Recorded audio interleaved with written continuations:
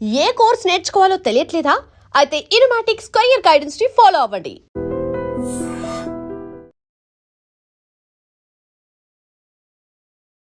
క్షణం మూవీలో మీ character name Rishi. ఎవరో సినిమాలో విక్రమ్ వాసుదేవ్, గూఢాచార్లో వచ్చేసి అర్జున్ అని ఉంటుంది, గోపి కూడా ఉంటుంది. డెకాట్ మూవీకి వస్తే హరిదాస్. ఆ శ్రీకృష్ణుడికి సంబంధించిన ఆ రెఫరెన్స్ తో వస్తూ ఉంది. సో ఎందుకు ఈ ప్రత్యేకత? నేను సత్యనారాయణ స్వామి భక్తుడినండి. రాజమౌళి గారు ఒక ఇంటర్వ్యూలో చాలా గొప్ప మాట అన్నారు. బాహుబలి అయిపోగానే ఆయన అడిగారు, మీరు నెక్స్ట్ మహాభారతం ఎప్పుడు తీస్తున్నారండి? దానికి ఇంకా నేను ప్రిపేర్ అవ్వాలి. ఫస్ట్ టైం అంటే ఈ మాట అనొచ్చలేదో మృణాల్ మిమ్మల్ని డామినేట్ చేసింది. మీరు ఎప్పుడైనా చూడండి, లవ్ స్టోరీలో ఎప్పుడు హీరోయిన్ డామినేషన్ ఉండదు. బ్రేకప్ తర్వాత కూడా ఆలోచించి ఒక బ్యూటీ ఉంటుంది అనమాట. యూస్ ఉన్నందుకల్లా నాకు 2 రిలేషన్స్ ఉన్నాయి. ఒకటి లవ్ ఫెయిలియర్, ఒక అమ్మాయితో బ్రేకప్ అయిపోయింది. రెండిట్లో నేను ఫెయిలియర్ ఎందుకు ఫీల్ అయ్యానంటే, రెండో అమ్మాయితో ఎవరితో బ్రేకప్ అయిందో. హరిశేష్తో మూవీ చేస్తున్నాం అంటే ఖచ్చితంగా ఒక ట్విస్ట్లు ఉంటాయి. మీతో ఎక్కువ కాలం ఆ డైరెక్టర్ ట్రావెల్ అవుతున్నారు, ఆయనకి మీరు ఒక పెద్ద టాస్క్ ఇచ్చినట్టే కదా. డెఫినెట్లీ గూఢచారి 2 లాంటి సినిమాకి అది పరిమితం, కానీ ప్రతి సినిమా అదే చేయకూడదు. డెకాట్ మూవీలో బైక్ రేజ్ ఇస్తారు కదా, ఆ బైక్ రేజ్ ఇచ్చినప్పుడు ఆ కన్నెపట 8 పడతా బైక్ స్టార్ట్ అవ్వకుండా అక్కడ ఎడిటర్ పీకే, డైరెక్టర్ శని. డెకాయిట్గా స్టార్ట్ అయ్యి ప్రేమ కథగా ఎండ్ అయ్యే సినిమా. పర్ డే కాస్ట్ ఎంత అనేది నేను చాలా జాగ్రత్తగా చూసాను. మన ఇండస్ట్రీలో ఒక శిఖరం ఉంది, రామ్ గోపాల్ వర్మ. ఇది పుస్తకాల్లో చెప్పేది కాదు, వర్మ మాత్రమే చేయగలే మ్యాజిక్ అని మీకు అనిపించిన ఏమన్నా ఉందా? సత్య ఫిలిం అండి. పిల్లలు ఆడుకుంటే రే జాగ్రత్త రే పడిపోతాము, అక్కడ వాళ్ళు చూసుకుంటున్నాడు, పెళ్ళంతో సరసం. ఇవన్నీ 1 షాట్ చూపించాను. శేష్కి ఇండస్ట్రీలో శత్రువులు ఉన్నారా? ప్రశాంతంగా పడుకున్న నేను మార్నింగ్ లేచేసరికి mixed reviews. Hi, welcome to my show. ఇంచుమించుగా 2 వారాల క్రితం రిలీజ్ అయిన డెకాట్ మూవీ ఇప్పటికీ డీసెంట్ కలెక్షన్స్తో ప్రేక్షకులను ఆకట్టుకుంటూ ఉంది. అండ్ ఈ మూవీకి వచ్చిన ఆ టాక్ అయితే టెక్నికల్గా మూవీ యూనిట్ అలాగే ఎమోషన్స్ చాలా మంచి టాక్ వచ్చింది. ఈ నేపథ్యంలో ఆ మూవీ హీరో హరిశేష్ గారు మనతో ఉన్నారు. ఆయన అడిగి డెకాట్ మూవీ విశేషాలు అలాగే మరిన్ని ఇంట్రెస్టింగ్ విశేషాలు తెలుసుకుందాం. హాయ్ సార్, నమస్తే. నమస్తే సార్. సార్, మామూలుగా ఇండస్ట్రీలో సక్సెస్ రేట్ చాలా తక్కువ అంటూ ఉంటారు. బట్ మీ ఒక్కరి విషయానికి వచ్చేలేకే అది 100% అవుతుంది సరే. ప్రయత్నం సార్, అంటే మనకి అదృష్టం తోడవ్వాలి, దేవుడు తోడవ్వాలి, ప్రజలు తోడవ్వాలి. అండ్ డెకాయిట్ విశేషంలోకి వెళ్ళే ముందు నా దగ్గర ఒక ఇంట్రెస్టింగ్ క్వశ్చన్ ఉంది. సో దాని నుంచి స్టార్ట్ చేద్దాము. మనకి క్షణం మూవీలో మీ క్యారెక్టర్ నేమ్ రిషి. అవును. ఎవరో సినిమాలో వాసుదేవ్, విక్రమ్ వాసుదేవ్. అలాగే గూఢాచార్లో వచ్చేసి అర్జున్ అని ఉంటుంది, బట్ గోపి కూడా ఉంటుంది. అండ్ ఈ మూవీ విషయానికి వస్తే డెకాట్ మూవీకి వస్తే హరిదాస్. అంటే ప్రతి సినిమాలో మీ రైటింగ్ ఉన్న ప్రతి సినిమాలో మీ క్యారెక్టర్ నేము ఆ శ్రీకృష్ణుడికి సంబంధించిన ఆ రెఫరెన్స్తో వస్తూ ఉంది. సో ఎందుకు ఈ ప్రత్యేకత? నేను సత్యనారాయణ స్వామి భక్తుడినండి. సో నాకు ఎప్పుడు అది ఉంటుంది. All Vishnu, lord Vishnu related names ఉంటాయి నా సినిమాల్లో. ఎప్పుడు కూడా చూడండి. అదే మా చెల్లెలు శివభక్తురాలు, అది వేరే విషయం. But I have that. నాకు ఇన్ఫ్యాక్ట్ మా చెల్లెలకి మొన్నే బాబు పుట్టాడు, నేను కేశవ్ అని పేరు పెట్టా. ఓకే. సో అది ఉంది.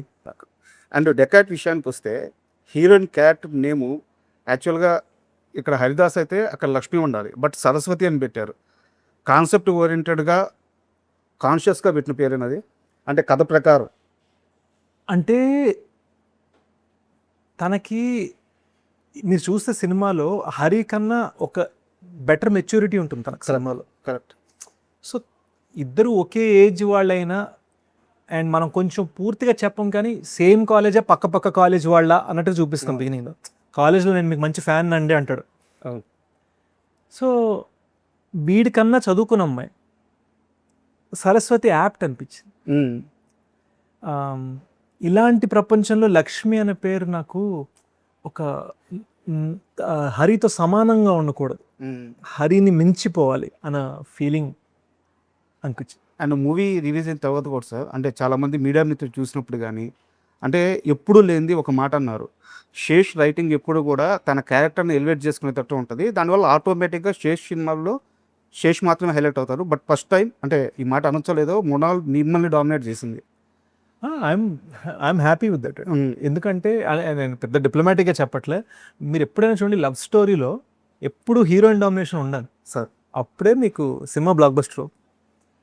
ఇది నేను ఏఎన్ఆర్ గారి సినిమాలో చూశాను, ఏమ్మాయి చేసే సినిమాలో చూశాను.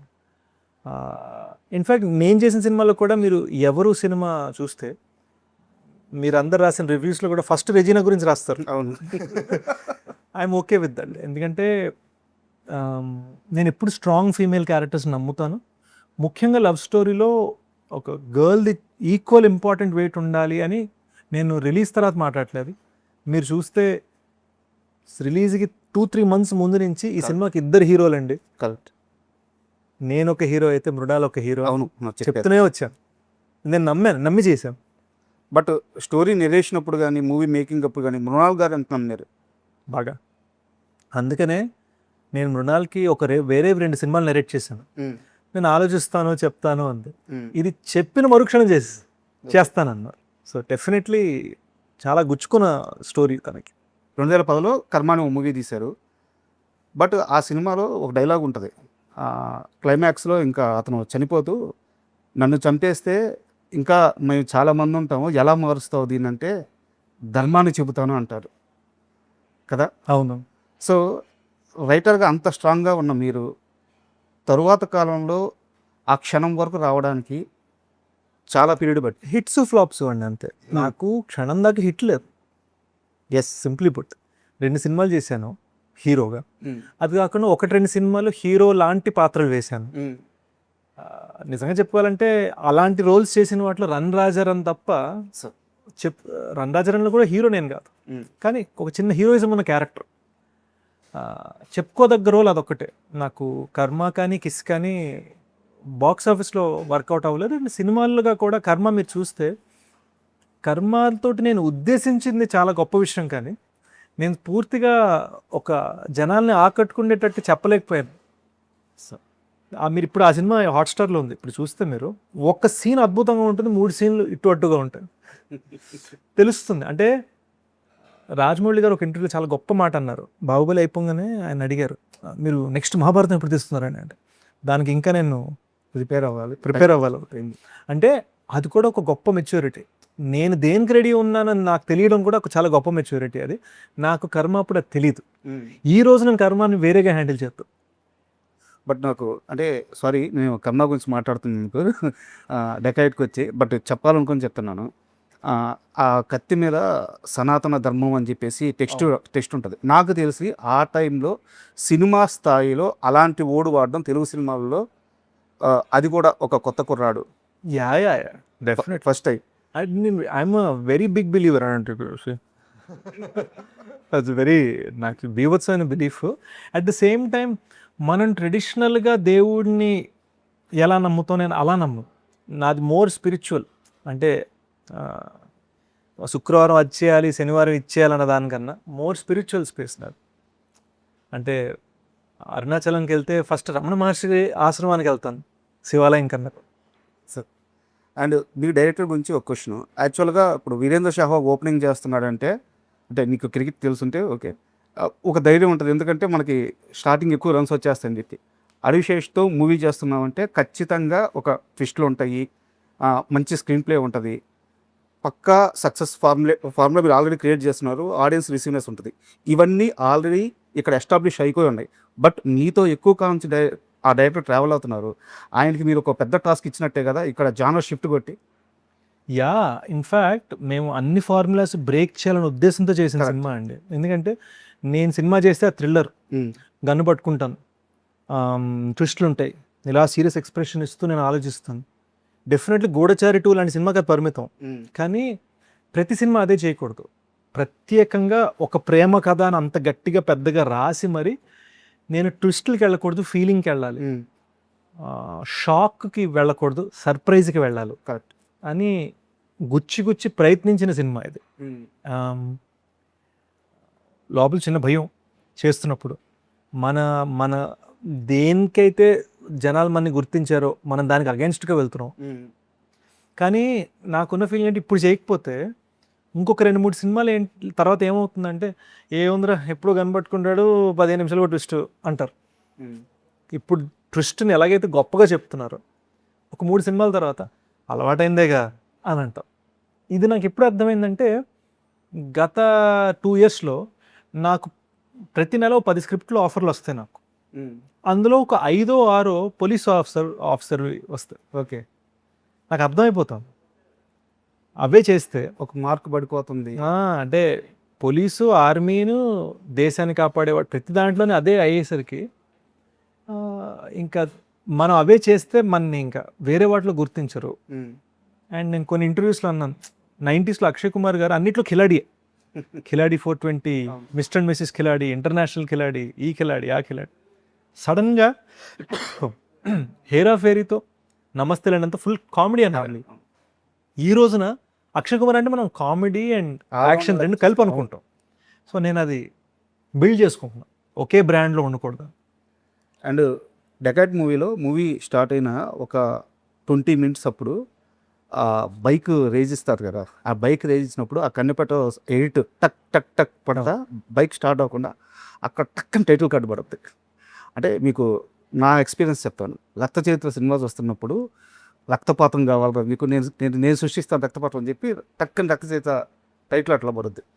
తర్వాత కాలంలో కేజీఎఫ్ ఎక్కడుంది ఆ ఎల్ డొరాడో అని చెప్పినప్పుడు ఆ ఎక్స్ప్రెషన్స్ తీసుకొని టక్కన పడుతుంది. ఆ 2 టైటిల్స్ తరువాత థియేటర్లో అంత ఎగ్జైట్ అయిన మూమెంట్ టైటిల్ కార్డుకి డెకాయిటే. థ్యాంక్ యూ అండి, థ్యాంక్ యూ. ఎవరి సెలక్షన్ ఇది ఆ పార్ట్ వరకు? పీకే అండి, ఎడిటర్ పీకే అండ్ డైరెక్టర్ షనీద్, వాళ్ళిద్దరే. అసలు సుప్రియ గారి ఐడియా ఒరిజినల్గా కనిపెట్రో సాంగ్ వాడాలని. ఎందుకంటే నేను రోజు టీమ్ తోటి నేను సరదాగా నా ఎక్స్పీరియన్స్ షేర్ చేసుకుంటాను. కనిపెట్రో నేను చిన్నప్పుడు డాన్స్ చేసిన మొట్టమొదటి సాంగ్ అది అని. సో నా చైల్డ్హుడ్ జ్ఞాపకం అది. మరి దాన్నే మనం ఒక చిన్న కొత్తగా చేయొచ్చు కదా అని సుప్రియ గారి ఐడియా. మీరు చూస్తే అదే టైటిల్ కార్డ్ సీన్లో కింగ్ నాగ్ ఫ్యాన్స్ అని ఆటో మీద రాసి ఉంటుంది. చిన్న ఇంట్రెస్టింగ్గా కనిపెట్రో అని వాడాము. అంత ఎక్కువసేపు ఉండదు సినిమాలో, బట్ బ్యూటిఫుల్గా చేయాలనిపించి. Correct. And at the same time మీరు చూస్తే సినిమా టైటిల్ డెకాయిట్, ఒక ప్రేమ కథ, ఒట్టి డెకాయిట్ కాదు. సో మేము ఈ సినిమాకి 2 టైటిల్ కార్డ్స్ ఇచ్చాం. అంటే నా ఉద్దేశం ఏంటంటే సినిమా బిగినింగ్లో డెకాయిట్ టైటిల్ పడుతుంది మీరు అన్న చోట, సినిమా లాస్ట్ షాట్ తర్వాత ఒక ప్రేమ కథ టైటిల్ కార్డ్ పడుతుంది. సో మేము 2 టైటిల్ కార్డ్స్ ఇచ్చాం, ఎందుకంటే జస్టిఫికేషన్ డెకాయిట్గా స్టార్ట్ అయ్యి ప్రేమ కథగా ఎండ్ అయ్యే సినిమా. అండ్ నేను ఇప్పుడు మాట్లాడేది నేను సినిమా గురించి మాట్లాడట్లేదు, శేషు గురించి మాట్లాడట్లేదు. లవ్ ఫెయిల్యూర్ అయిన ప్రతి వ్యక్తికి ఒక చిన్న ఫ్యాంటసీలు ఉంటాయి. అంటే ఇప్పుడు ఉదాహరణకు చెప్తాను, ఆడు సడన్గా ఏదో ఊరికి వెళ్తాడు, ఒక సెలవులకి వెళ్ళాడు అనుకోండి, ఆడికి ఎంతసేపటికి మైండ్లో ఈ ఊర్లో నా లవర్ కనిపిస్తే ఎట్టుంటుంది, లేకుంటే వాడు పెళ్ళి అయిపోయిన తర్వాత చాలా రోజులకి అక్కడ రోడ్డు మీద నా లవర్ కనిపిస్తే అమ్మాయి ఏమైనా ఇబ్బందులో ఉండి వెళ్ళి సాయం చేస్తే ఎలా ఉంటుంది. ఇలాంటి ఫ్యాంటసీలు లవ్ ఫెయిల్యూర్ అయిన ప్రతి ఒక్కరికి, వన్ సైడ్ లవ్ చేసే వాళ్ళందరికీ ఈ ఫ్యాంటసీలు అంటే చిన్న చిన్న కోరికలు తన ముందు ఇంప్రెషన్ తెచ్చుకోవడానికి. షేష్ సినిమాల్లో స్టోరీ లైన్స్ చూస్తే ప్రతిసారి ఇన్నర్గా ఉంటుంది అది. ఎందుకు మీకు అంటే నా క్వశ్చన్ అర్థమవుతుంది, లవ్ ఫెయిల్యూర్ ఎందుకు ప్రతి సినిమాలో ఉందంటున్నారు? లవ్ ఫెయిల్యూర్ కాదు, ఆ లవర్కి హెల్ప్ చేయడం కానీ లేదా లవర్ గురించి ఆలోచించడం కానీ, బ్రేకప్ తర్వాత అంటే బ్రేకప్ తర్వాత కూడా ఆలోచించి ఒక బ్యూటీ ఉంటుంది అనమాట. చాలామంది యంగ్స్టర్స్ అంటే నేను ఆ బిటర్ స్వీట్ పెయిన్ అనుభవించారండి. ఓకే, ఫస్ట్ యూఎస్లో ఉన్నంతకాలం, యూఎస్లో 20 years ఉన్నా, యూఎస్లో ఉన్నంతకాలం నాకు 2 relations ఉన్నాయి. ఈ 2 relations కూడా ఒకటి లవ్ ఫెయిల్యూర్, ఒక అమ్మాయితో బ్రేకప్ అయిపోయింది యూనో కొన్ని వేరే రీజన్స్ వల్ల. బట్ రెండిట్లో నేను ఫెయిల్యూర్ ఎందుకు ఫీల్ అయ్యానంటే రెండో అమ్మాయితో ఎవరితో బ్రేకప్ అయిందో తను చనిపోయింది. So I was not able to take that. మనం బ్రేకప్ అయినా అవ్వకపోయినా వాళ్ళు కరెక్ట్. అండ్ ఎవరితోటైతే లవ్ ఫెయిల్యూర్ అయిందో తన మ్యారేజ్ నా పుట్టినరోజు నాడు అయింది. సో అది ఎక్కడో ఉండిపోయింది నాకు. అండ్ లక్కీగా నాకు ఒక 10-15 ఏళ్ల తర్వాత తెలిసింది ఏంటంటే తన మ్యారేజ్ నా బర్త్డే నాడు అనుకున్నారట, దానికి 1 week తర్వాత చేశారట. మీకు ముహూర్తాలు 2-3 ముహూర్తాలు ఇచ్చారు, ఈ ముహూర్తం బదులు ఈ ముహూర్తం చేశారని తర్వాత తెలిసింది నాకు. కానీ పెళ్ళైన ఫస్ట్ 10 years నేను టీనేజ్లో, ఆ 10 years నా బర్త్డే ఎప్పుడు వచ్చినా కూడా అమ్మ ఈరోజు పెళ్ళైంది కదా అనుకునేవాడిని. మీరు ఎలాగైతే ఒక ఏరియాకి వెళ్ళి లవ్ ఫెయిల్యూర్ గురించి ఆలోచిస్తూ ఉన్నారు, నా బర్త్డే వస్తే చాలు నాకు నా లవ్ ఫెయిల్యూర్ గుర్తొచ్చేది ఫస్ట్. అంతే కదా. సో అదొక రకమైన పెయిన్. అదే నేను క్షణంలో డెకాయిట్లో ఎక్స్ప్లోర్ చేశాను. సార్ అండ్ నేను ఒక వ్యక్తి గురించి మాట్లాడాలి మీ ముందుకు కూర్చొని. మీరు ఫిలిం కోర్స్ చేశారు, సరే ఏదో లాస్ట్ మూమెంట్లో దాన్ని ఆపేసి జంప్ పెట్టారు. అయితే నాకు కావాల్సింది ఏంటంటే మన ఇండస్ట్రీలో ఒక శిఖరం ఉంది, రామ్ గోపాల్ వర్మ. ఆ ఫిలిం కోర్స్లో మీరు అన్ని సంవత్సరాలు నేర్చుకోలేనిది ఈయన సినిమాల్లో టక్కున ఒక సీన్లో చూసి పట్టుకున్నది, ఏదన్నా ఒక చిన్న లెసన్ కానీ మూమెంట్ కానీ, ఇది పుస్తకాల్లో చెప్పేది కాదు, వర్మ మాత్రమే చేయగలిగే మ్యాజిక్ కానీ మీకు అనిపించిన ఒక షార్ట్ కానీ ఒక ఐడియా కానీ ఏమన్నా ఉందా? సత్య ఫిలిం అండి. ఓకే బీకు మాత్రే ఇంట్రడక్షన్. ఓకే ఇలా కూర్చొని ఇంటి లివింగ్ రూమ్లో కూర్చోను, అవును చైర్లో కూర్చొని ఇలా ఫోన్ ఇలా మాట్లాడుతున్నాడు. వెనకాల పిల్లలు పరిగెడుతున్నారు, ఫ్రంట్ కార్టూన్ ఏదో న్యూస్ ఛానల్ ఏదో నడుస్తుంది టీవీలో. ఈయనేమో 2 కోట్లు ఇవ్వద్దని చంపి అని ఇలా మాట్లాడుతున్నాడు.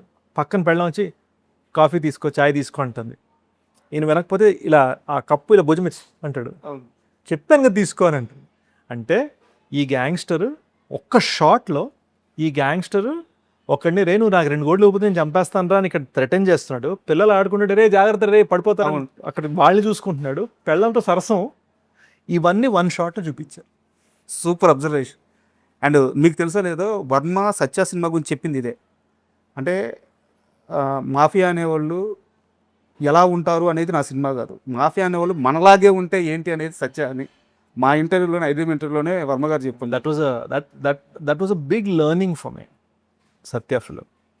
అండ్ మళ్ళీ డెకట్ విషయానికి వస్తే యాక్చువల్గా సినిమాలో అనురాగ్ కశ్యప్ గారిది చాలా ఇంపార్టెంట్ రోల్. బట్ ఓపెన్గా స్టేట్మెంట్ ఇవ్వచ్చేమో, ఇండియన్ సినిమాలోనే ఒక అద్భుతమైన స్క్రీన్ ప్లే రైటర్ అయినా అండ్ డైరెక్టర్ కూడా. బట్ ఆయన స్క్రీన్ ప్లేలో మ్యాజిక్ ఉంటుంది. అండ్ ఈ మూవీలో నటించేటప్పుడు ఆయన ఈ కథ విన్నాక, ఈ స్క్రీన్ ప్లే విన్నాక, సినిమా షూటింగ్లో కానీ లేదా సినిమా షూట్ ముందు కానీ రిలీజ్ అవ్వకముందే మీకు ఇచ్చిన కాంప్లిమెంట్ ఏంటి? ఒక బ్యూటిఫుల్ మాట అన్నారు. ఫస్ట్ 2 days ఆయన షూట్ చేస్తున్నప్పుడు వీళ్ళు ఎందుకు ఈ సీన్ ఇంతసేపు తీస్తున్నారు, నేనైతే ఒక షాట్లో తెక్కకూడదును ఈ సీను, ఆ సీన్ అయితే వీళ్ళు 4 రోజులు తీస్తున్నారు, నేను 2 daysలో తెక్కకూడదును అని ఆయన లోపల నుంచి ఫీలింగ్స్ పుట్టుకొచ్చేవట. డబ్బింగ్ అప్పుడు ఆయన ఎడిట్ చూసేసరికి అమ్మ ఇలా తీసారా దీన్ని అని చాలా హ్యాపీ ఫీల్ అయ్యారు. ఓకే, అది చాలా ఆనందంగా అనిపించింది. అండ్ శేష్ గారు నాకు చిన్న doubt, hero screen play writer and అంటే ఈ మల్టీ టాస్కింగ్ అనేది థింగ్స్ హ్యాండ్లింగ్ అనే దాని మీదే ఆధారపడి ఉంటుంది. నాకు మళ్ళీ ఒక చిన్న ఎగ్జాంపుల్, నేను మళ్ళీ మీ ఫస్ట్ మూవీకి వెళ్తున్నాను. దాంట్లో మీకు ఫ్యూచర్ తెలుస్తుందని చెప్పడానికి చాలా చేయొచ్చు, బట్ అక్కడ బడ్జెట్ కంట్రోల్ ఉంటుంది. మీకు ఒక టేప్ రికార్డర్ దగ్గర తీసుకెళ్ళి హీరోయిన్ని ఏదో పాట, నాగార్జున గారి పాట చెప్తారు, కానీ అటు మార్చంగానే నాగార్జున గారి పాట ప్లే అవుతుంది అనమాట. సింపుల్గా మీకున్న సోర్సెస్లో సినిమా మొత్తానికి అద్భుతమైన సీన్ చెప్పడం, అంటే మీ ఎర్లీ స్టేజ్లోనే ఆ థింగ్స్ హ్యాండిలింగ్ చేయడం అనేది మీకు అలవాటు అయిపోయింది. అంటే necessity is the mother of invention, English సామెత కదా. సో అది ఎప్పుడు నాకు చిన్నప్పుడు నాకు సరే బాగా ఇష్టం అండి. సో మీరు చెప్తుంది కర్మ సినిమాలో సీన్, అండ్ ఇక్కడ కనిపెట్టరు వాళ్ళు. ఒక్కటి ఏంటంటే హీరోగా నా కెరీర్ని నిలబెట్టుకోవడానికి కోసం నేను చేస్తున్న టాస్క్స్ ఇవి. సో నేను దీన్ని మల్టీ టాస్కింగ్గా భావించను. ఒక హీరోగా నేను ఒక విగ్రహం కట్టుకుంటున్నాను, ఆ విగ్రహాన్ని నిలబెట్టే స్టేజ్, ఆ స్టేజ్, ఆ ప్లాట్ఫామ్ అన్నది ఈ మల్టీ టాస్కింగ్. అక్కడి నుంచి అంటే మీరు చెప్పిన ఆ స్టేజ్ నుంచి ఈరోజు ఒక లగ్జరీ వచ్చింది మీకు సినిమా మేకింగ్లో. శేష్ అడిగినంత బడ్జెట్ ఇవ్వచ్చు, కళ్ళు మూసుకొని ఇవ్వచ్చు, శేషుని కళ్ళు మూసుకొని నమ్మవచ్చు, అది ఒక లగ్జరీ అనుకోవచ్చు. సో అక్కడి నుంచి ఇక్కడ దాకా ప్రయాణం ఏమనిపిస్తుంది? డెకాయిట్ మీకు ఇచ్చిన ఆ కాన్ఫిడెన్స్ ఏంటి? డెకాయిట్ 65 crores మనం within 1 week OTT and box office ద్వారా ప్రొడ్యూసర్ని సేఫ్ చేయగలము, కొన్న వాళ్ళందరినీ ఆర్థికంగా సేఫ్ చేయగలము అన్న కాన్ఫిడెన్స్ ఇచ్చి, అది చాలా గొప్ప విషయం. నాకు తెలిసి చాలామంది దాన్ని హ్యూజ్ పిఆర్ బ్లాస్ట్గా చేద్దును, నాకు అది చేయడం రాదు. ఎందుకంటే నేను ఎక్కువ దాని మీదే వెళ్ళానంటే క్రియేటివిటీని వదులుకుంటున్నాను అన్న ఫీలింగ్ వస్తుంది. నా ఉద్దేశం అది కాదు, కానీ నేను ఎప్పుడు ప్రొడ్యూసర్స్ యాక్టర్ని, సార్ ఎందుకంటే నేను నా ఫస్ట్ 2 ఫిల్మ్స్ నేను ప్రొడ్యూస్ చేసుకొని మార్నింగ్ షో నుంచి మ్యాట్నీ షో లోపల అయ్యేలోపు నా సినిమాని తీసేయడం జరిగింది. సో పోస్టర్ ఖర్చులు కూడా రాకపోవడం అంటే ఏంటో నాకు తెలుసు. So I'm a producer first నా మైండ్లో వీటన్నిటికలా ఉంది. సో ప్రొడ్యూసర్ని సేవ్ చేయటం నాకు ఎంత ముఖ్యం అనేది ఒక బ్యూటిఫుల్ కాన్ఫిడెన్స్ ఇచ్చింది sir. Correct. At the same time నా సినిమా వరకు ఎన్ని రోజులు తీసాము అనే దానికన్నా పర్ డే కాస్ట్ ఎంత అనేది నేను చాలా జాగ్రత్తగా చూసుకుంటాను సార్. సో 149 days సినిమా చేసిన యూజువల్గా మిడ్ బడ్జెట్ సినిమా అంటే 25 లక్షలు 30 లక్షలు పర్ డే అయిపోతుంది. మంది 10-12లో. Last 2 more questions sir. యాక్చువల్గా క్లాస్ టాపర్ ఉంటాడు, ఆడికి ఎప్పుడు 95-97 మార్క్స్ వస్తూ ఉంటాయి. ఆడికి ఎప్పుడైనా 90 కంటే కొంచెం తక్కువ వస్తే పట్టుకోవాలని క్లాస్ మొత్తం వెయిట్ చేస్తూ ఉంటుంది. ఇండస్ట్రీలో శేష్ని అలా పట్టుకోవాలని డెకాయిట్ రిలీజ్ అయినా Day 1 ట్రై చేశాడు, బట్ Day 2కి మొత్తం మారిపోయింది. శేష్ మళ్ళీ దొరకలేదు, బట్ Day 1 గట్టిగా ట్రై చేశాడు. శేష్కి ఇండస్ట్రీలో శత్రువులు ఉన్నారా? Not at all. I don't believe that. I don't think it's that అండి. నేను వేరే ఇందాక ఒక ఇంటర్వ్యూలో అన్నాను ఏంటంటే నాకు ఒక్కొక్క సినిమా మీద ఒక్కొక్క ఎక్స్పీరియన్స్ జరిగి ఎవరు సినిమా చేసినప్పుడు ఇండస్ట్రీ ఇచ్చిన రివ్యూస్ నాకు పబ్లిక్ నుంచి రాలా. రీమేకే కదా, మొన్నే హిందీ బద్లా వచ్చింది కదా, రీమేకే మొత్తం అంతా హోటల్ రూమ్లో కొట్టిసేట కదా, ఇలా అన్నారు. గూఢచారి అంత లేదులే, అంత అందులో యాక్షన్ కూడా లేదు కదా, ఇలా తీసి పడేసేవారు సినిమాని. ఇప్పుడు ట్విట్టర్లో ఆ క్లైమాక్స్ వైరల్ అయ్యి మళ్ళీ లేచింది సినిమా. ఇప్పుడు అంటున్నారు ఎవరు సినిమా నుంచి నేను మీకు ఫ్యాన్ అండి, ఎవరు సినిమా నుంచి నాకు మీ సినిమాలు బాగా ఇష్టం అండి. రిలీజ్ అయిన 2 years దాకా ఎవరు సినిమా గురించి పుకారే లేదు పబ్లిక్ నుంచి సార్. ఇక్కడ ఇది ఒక ఎక్స్పీరియన్స్. ఇండస్ట్రీ నుంచి సపోర్ట్ వచ్చింది కానీ పబ్లిక్ నుంచి రాల. ఇక్కడ డెకాయిట్ మార్నింగ్ ప్రశాంతంగా పడుకున్న నేను మార్నింగ్ లేచేసరికి మిక్స్డ్ రివ్యూస్ వచ్చాయి. మిక్స్డ్ అంటే నేను కోడ్ వర్డ్గా మాట్లాడితే కొంతమంది నచ్చింది, కొంతమంది నచ్చలేదు. Genuine. Public matinee show first show దగ్గర నాకు అర్థమైంది నా కెరీర్ బిగ్గెస్ట్ ఓపెనింగ్ అవుతాను. ఫ్యామిలీస్కి ఐ థింక్ ఫ్యామిలీస్ వల్ల అందుకుందండి సినిమా, ఫ్రాంక్గా చెప్పను. అండ్ నా గెస్ కరెక్ట్ అయింది అనిపించింది. నేను షూట్ లాస్ట్ డే నాడు నేను అన్నాను ప్రెస్ మీట్లో, మీరు అక్కడికి వచ్చారు లేదు నాకు గుర్తులేదు, shoot last day shoot press meet పెట్టాను సెట్లో పెట్టినప్పుడు నేను ఏమన్నానంటే ఈ సినిమాకి మీరు మీ గర్ల్ ఫ్రెండ్స్ని, మీ వైఫ్స్ని, మీ అమ్మగారిని, మీ కూతురులని, మీ చెల్లెల్ని తీసుకెళ్ళండి అని కుర్రోళ్ళతోటి అన్నాను చెప్పారు. అండ్ అదే జరిగింది. ఫ్యామిలీస్ అందుకున్నారు. నేను ఎన్ని థియేటర్లో ఎన్ని విజిట్స్లో నేను చేసిన ప్రమోషన్స్ మీరు చూసారు, ఎన్ని విజిట్స్లో ఎన్నిసార్లు బామ్మలు చిన్నపిల్లలు వీళ్ళందరూ నా చేయి పట్టుకునేలా కన్నీళ్ళతో నన్ను చూసారో నాకు తెలుసు సార్. అంటే sorry to interrupt you, second వీక్లో కూడా ప్రమోషన్స్ ఇంత యాక్టివ్గా ఇంత పాజిటివ్ వేలో జరుగుతున్నాయంటే ఈ మధ్యకాలంలో ఏ సినిమాకి జరగలేదు. సో ఆ సక్సెస్ అయితే నా ప్రతి సినిమాకి జరిగింది. అందుకే కదా శేష్ మాత్రమే సక్సెస్ నేను స్టార్టింగే చెప్పింది. అండ్ సార్ ఇది క్వశ్చన్ కాదు, ఒక డిజైరు.